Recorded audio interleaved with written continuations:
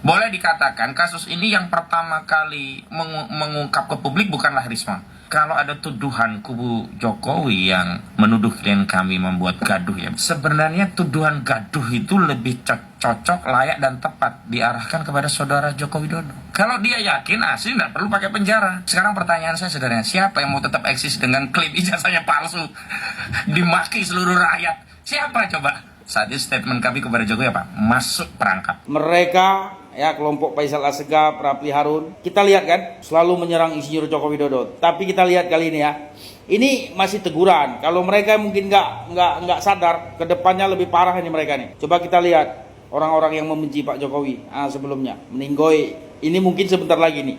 Amin.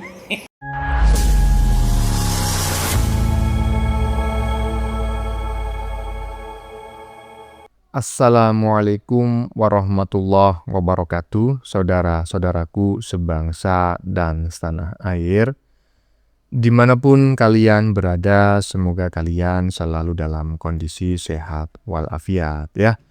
Berjumpa lagi dengan saya di Gaspol Update. Kami bukanlah buzzer pihak manapun, kami hanya menyajikan keputusan ada di tangan Anda. Teman-teman, ini ada video yang menurut saya cukup menarik ya, yakni tentang si Tompel ya, yang hingga kini masih saja rajin menghina dan memaki-maki Jokowi ya. Macam makan aja ya tiga kali sehari. Dan saya sependapat dengan si RH ya. Kali ini saya sependapat dengan RH bahwa sebetulnya yang suka menggoreng isu dan bikin masalah itu adalah si Tompel. Itu adalah salah satunya ya. Iya, saya sependapat. Udah jelek mukanya, jelek pula hatinya. Aduh, tempatnya ini orang di neraka. Iblis. Dan saya yakin teman-teman ya, kenapa dia berperilaku seperti itu? Karena dia merasa dirinya sebagai pengacara dan saat ini sedang beracara ya, sehingga dirinya dia merasa akan aman dari segala macam tuntutan baik perdata maupun pidana. Tetapi celakanya yang akan menanggung akibatnya atau yang akan terjerumus ke dalam balik jeruji besi itu justru adalah para tersangka yang dia bela. Beginilah kualitas ya seorang pengacara dengan rekor 100% kalah. Nggak pernah menang. Nah, bagaimanakah videonya dan bagaimanakah respon netizen? Mari kita tonton bersama, kemudian mari kita komentari bersama di bagian akhir video. Ini dia. Kebijakan yang kami labeli dengan gaspol. Misalnya Rismon Sianipar Hasiholan ya. Boleh dikatakan kasus ini yang pertama kali mengungkap ke publik bukanlah Risma. Kalau ada tuduhan kubu Jokowi yang menuduh klien kami membuat gaduh ya, sebenarnya tuduhan gaduh itu lebih cocok, layak, dan tepat diarahkan kepada saudara Joko Widodo. Kalau dia yakin asli nggak perlu pakai penjara, nggak perlu pakai lawyer sekian banyak, nggak perlu pakai relawan semua digerakkan, nggak perlu PSI sekarang turun gunung, kan PSI sekarang ikut-ikutan, anaknya juga Gibran, juga seluruh relawan nih. Kalau Jokowi hilang, eksistensi relawan ini udah pasti ke laut, karena mereka kan bukan relawan membela rakyat, itu kan demi kepentingan Jokowi agar tetap eksis di ruang publik begitu ya. Sekarang pertanyaan saya sederhana, siapa yang mau tetap eksis dengan klaim ijazahnya palsu, dimaki seluruh rakyat? Siapa coba? Saat ini statement kami kepada Jokowi apa? Masuk perangkap. Artinya apa? Justru kesalahan paling fatal Jokowi adalah ketika dia membuat laporan polisi. Anda ini. Nggak usah bentak saya. Iya, Anda bentak saya juga. Tahan dulu. Tiga. Memutuskan keluar dari forum itu mewakili siapa? Itu nggak ada kaitannya. Saya solidaritas sama orang tiga. Udah. Nggak boleh kayak gitu juga. Teman seperjuangan itu harus selalu kompak. Selalu kompak memperjuangkan hak-hak rakyat. Kita rakyat-rakyat ini sangat menaruh harapan buat bapak-bapak berdua ini dan kelompok-kelompok dan timnya. Kita sangat menaruh harapan karena kita ya sebagai rakyat ya. Karena kami tahu bapak-bapak ini selalu mengatasnamakan rakyat dan mengupayakan yang terbaik buat rakyat. Jadi tolonglah selalu sepakat, selalu solid dalam tim. Jangan terjadi perpecahan. Ya, tadi udah kita lihat bareng-bareng ya, bagian depan. Masih tetap menyudutkan Jokowi. Kalau menyudutkan itu masih bahasanya masih halus ya, tapi memaki Jokowi, menyalahkan Jokowi. Dan netizen barusan memberikan komentar terkait kisruh di di kubu pembenci Jokowi ya, yang saling cakar, saling hujat, saling serang, dan itu sebetulnya sudah diprediksi oleh banyak pihak gitu, bahwa suatu saat nanti mereka-mereka yang saat ini bersatu menyerang Jokowi itu akan saling serang, karena memang mereka latar belakangnya beda, motifnya beda, dan tujuannya beda. Lanjutkan, kami yang nonton aja ya, lanjut. Silakan duduk dulu. Silakan duduk dulu. Baik, baik. Terima kasih Bapak-bapak. Itu namanya hukum tabur tuai. Hari ini Allah masih mungkin berbaik hati. Ya, Allah itu memberi kesempatan kepada mereka berdua. Coba ya, mereka yang suka merendahkan Insinyur Joko Widodo, lihat ya, Bapak Jokowi bahkan difitnah, ya. Itu yang jelas makhluk ciptaan Allah tuh, Insinyur Joko Widodo, hamba Allah. Manusia pilihan kalau saya bilang, ya, yang bisa masuk dalam Ka'bah itu manusia pilihan. Ya, mereka, ya, kelompok Faisal Assegaf, Rapli Harun, kita lihat kan, selalu menyerang Insinyur Joko Widodo. Tapi kita lihat kali ini ya, ini masih teguran. Kalau mereka mungkin nggak sadar, kedepannya lebih parah ini mereka nih. Coba kita lihat orang-orang yang membenci Pak Jokowi sebelumnya, meninggoy. Ini mungkin sebentar lagi nih. Amin. Aduh, ngeri kali, modar katanya. Aduh. Gimana menurut teman-teman? Tapi itu fakta ya. Ini bukan sebuah doa sebetulnya, tetapi menceritakan sebuah fakta bahwa orang-orang yang selama ini memusuhi Pak Jokowi, baik mencaci, memaki, menghina maupun memfitnah, itu dapat karma semuanya ya, walaupun tidak instan, tetapi rata-rata mereka mendapatkan karma semua. Jadi mereka yang selama ini masih belum mendapatkan karma, ya kita tunggu aja gitu. Dan menurut netizen barusan, karma yang paling berat itu adalah pulang ke rahmatullah. Astagfirullahaladzim. Lanjut. Kelompok pembenci Jokowi pecah ya akibat diinfiltrasi atau memang diadu domba oleh kelompok atau tim Pak Jokowi. Benar nggak itu? Ya kita bahas ya. Jadi ini kita akhir-akhir ini ditunjukkan berita-berita kebodohan ya tentang perpecahan kubu Roy Suryo, ya, Tifa, Rismon, kemudian ada Refli Harun, Kozinudin, ya nggak, sama Faisal Assegaf ya. Itu cerita-cerita kebodohan. Kenapa saya bilang kebodohan? Ini info A1 ya. Kalau teman-teman mau tahu apa yang mereka lakukan selama ini, ya melakukan upaya-upaya pemakzulan Gibran, upaya-upaya tentang ijazah palsu, itu cuma cari panggung. Ya.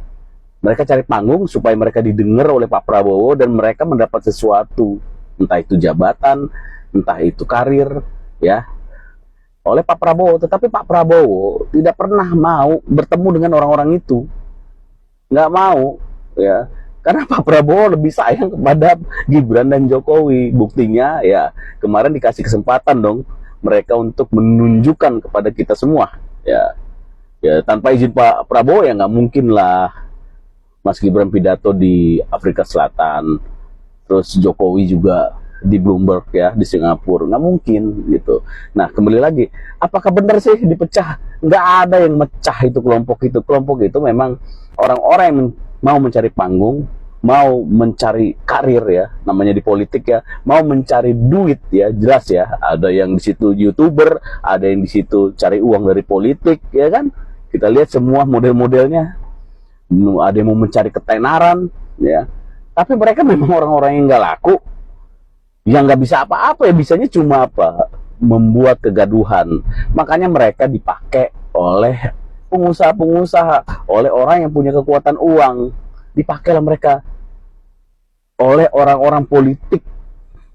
Dipakai ini mereka. Mereka cuma jadi bumper. Nah, ketika sekarang jadi tersangka, Tifa ya nangis-nangis ya. Kita ingat kita sudah bikin viral dia ya dengan videonya untuk masukin dia ke penjara. Ya ini sekarang udah tersangka kan. Apa yang kita buat, nah Roy Suryo, nanti Rismon dan lain-lain, nangis. Karena mereka cuma jadi keset, cuma jadi ujung tombak yang ketika nanti tidak ada solusi terhadap apa yang mereka perjuangkan, mereka mundur tuh kelompok-kelompoknya yang ngasih uang semua segala macam. Kasihan juga sebenarnya. Jadi ya udah, jadi ini memang alam semesta lah, nggak ada itu yang namanya itu infiltrasi oleh tim Pak Jokowi, nggak ada. Halu itu, padahal mereka sendiri karena haus kekuasaan, haus tenar, haus uang. Ya enggak lah, kok bisa kelompok pembenci Jokowi pecah, saling cakar gara-gara diinfiltrasi oleh para pendukung Pak Jokowi, dalam hal ini adalah Tarmul. Enggak. Perpecahan di kubu mereka itu bisa ditebak sudah, ya. Sudah bisa ditebak sejak lama gitu loh. Cuma kapan terjadinya itu yang tidak bisa diprediksi. Tapi mereka pasti akan saling bertengkar sendiri karena mereka berasal dari beberapa latar belakang yang berbeda. Tentu kalau latar belakangnya berbeda, motif dan tujuannya juga berbeda. Nah, kalau si Tompel menurut saya motifnya cuma satu, dia ingin dikenal oleh orang sebagai seorang lawyer. Walaupun sampai saat ini rekornya 100% kalah. Udahlah ya, silakan saling bertengkar sendiri, kami jadi penonton aja ya, hiburan gratis loh bagi kami. Lanjut. Nggak masuk akal kalau ada lulusan UGM yang nggak mau nunjukin ijazahnya. UGM ini kan kampus negeri favorit, terkenal, masa nggak bangga gitu nunjukin ijazah, ini ijazah saya UGM nih. Malah orang-orang yang mempertanyakan ijazahnya itu dianggap menghina, merendahkan, sampai harus dimasukkan ke dalam penjara, dijadikan tersangka. Sebagai mantan seorang pemimpin, harusnya dia ini humble, baik. Orang tanya ijazahnya, tunjukin lah ijazahnya. Apa susahnya sih? Ini orang nanya ijazah malah dipenjarakan. Di mana gitu merakyatnya, di mana humble-nya? Nggak kelihatan, malah kelihatan arogan kan kalau gitu kan. Masuk gorong-gorong, diviralkan, disuting. Bagi bansos, diviralkan, disuting. Giliran diminta ijazah, diumpetin. Orangnya dijadikan tersangka, harus masuk penjara. Gimana coba kayak gitu? Pak Roy Suryo CS itu nggak minta bansos, nggak minta jabatan, nggak minta uang, cuma minta lihat ijazah asli atau sertifikat asli. Masa nggak dikabulin gitu aja? Pelit banget sih Pak. Ya, barusan adalah orang yang mengaku cerdas, tetapi kecerdasannya jauh di bawah rata-rata, bahkan bisa dikatakan tidak waras gitu. Saya no comment lah ya tentang simbol-simbol agama yang digunakan sebagai busananya, karena saya juga sebetulnya satu keyakinan dengan orang yang barusan, tetapi beda pendapat ya kan. Keyakinan apa bang? Satu agama maksudnya. Jadi saya sungkan lah ngurusin yang berhubungan dengan agama. Tapi kalau orangnya secara pribadi ya sudah jelas-jelas lah. Bukan koplak lagi ini. Ini orang barusan bukan koplak, tapi udah nggak waras. Ya, jadi ginilah tipikalnya orang yang selalu menganggap dirinya itu golongan cerdas. Padahal sebetulnya nggak waras. Lanjut. Ijazah Jokowi dan 8 tersangka yang sering dilontarkan dalam komentar-komentar. 8 tersangka. 8 komentar yang paling sering ditimpukin oleh para penuduh pemalas. Bang, yang pertama, mereka para penuduh pemalas itu akan mengatakan, alah, kalau Pak Jokowi punya ijazah asli tinggal tunjukin aja gampang. Padahal ini tanda dia itu sudah kejepit. Yang kedua, emang Pak Jokowi senang cari popularitas. Padahal yang kita ketahui, Pak Jokowi jelas-jelas diam aja sudah menetap di hati rakyat. Yang ketiga, apalagi ya? Yang ketiga ya, dasar. Yang ketiga, kalau emang udah pernah bohong, pasti akan bohong terus, dasar lu termul. 4-10-nya tolong lu lanjutin ya. Gue udah gerah. Gue cuma mau bilang, ini orang para penuduh pemalas udah mulai kejepit. Karena kejepit dia langsung bilang, tunjukin aja, tunjukin. Gitu aja repot. Masa sih peneliti harus dikriminalisasi? Gue udah bilang berulang-ulang, peneliti itu tidak menimbulkan gunjang-ganjing. Apalagi sampai menyudut, merendahkan, menghina-dina orang. Presiden lagi nggak tanggung-tanggung. Wajarlah kerujil-kerujil kayak begini malah langsung disentil. Gue tuh pengennya memang membawa situasi ini dengan joke. Enggak lah, sama-sama anak bangsa. Tapi memang orang akhirnya kesel kan. Karena energi habis sama manusia-manusia ini. Aduh. Nah, karena isu ini akan terus didaur ulang sampai 5 atau 10 tahun ke depan, gue siapkan buku nih. Pokoknya salah Jokowi. Kalau lo mau beli, leave your comment ya. Nanti gue kirim. Gue gak perlu minta donasi-donasi.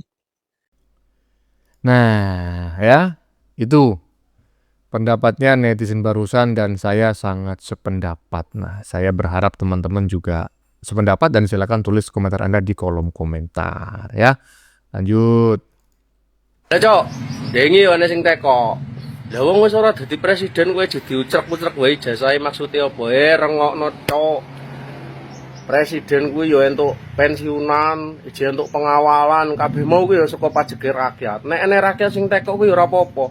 Maksude prosedur dadi presiden iki bener apa ora, ijazah iki asli apa ora. Nek kabeh asli ya berarti kita iku membayar orang yang tepat. Lah nek kabeh ora asli, artine dhewe mbayar wong sing ora berhak. Ngono kok ya kandhane angel. Kapan pintermu? Lho, gok duan.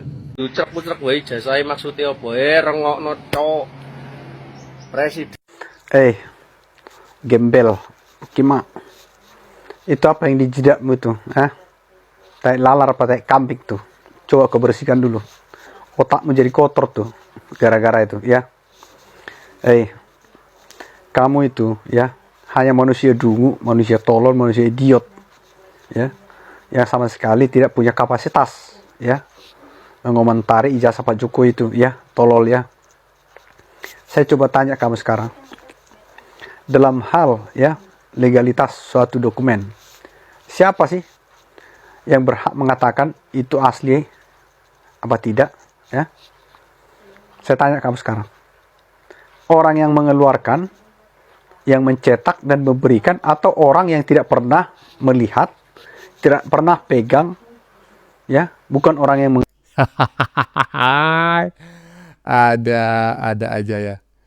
Ya, saya sebelumnya saya memohon maaf yang sebesar-besarnya kalau barusan kita mendengar kata-kata mutiara ya dari mulut seorang netizen yang kurang enak didengar begitu, yang